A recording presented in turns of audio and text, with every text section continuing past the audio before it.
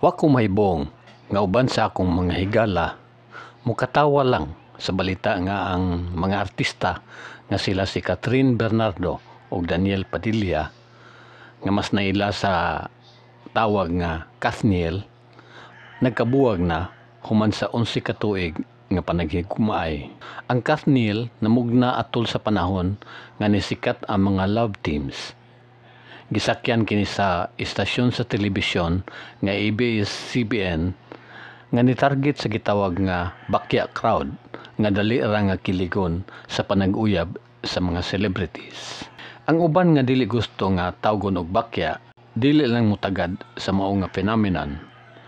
Gawas sa Kathniel diha say panahon nga namugna ang Jedin, ang panagpares ni James Reid og Nadine Lustre. Diha pasad ang Lisken sa diyang gipares si Liza Soberano kag Enrique Hill. Apan ang love team nga midominar gayud niadtong panahona mao ang Aldab nga panagpares ni Maine Mendoza ug Alden Richards sa GMA7. Apan ang maong mga love teams wala na ug ang managpares nagyahay na lag og kamas. Si Maine Mendoza naminyo na sa aktor ug politiko nga si Arjo Atayde.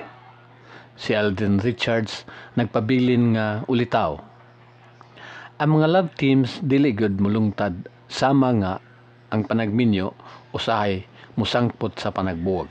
Ang kaminyoon nga monogamous usa ka konsepto sa mga Katoliko ug nagpasabot sa usa ka kaminyoon nga gigiyahan sa atong labaw nga makagagahom. Si Catherine Bernardo ug Daniel Padilla mga batan-on pa ug magakita pa sila og kapares nga mahimong makauban nila sa tibuok nga kinabuhi.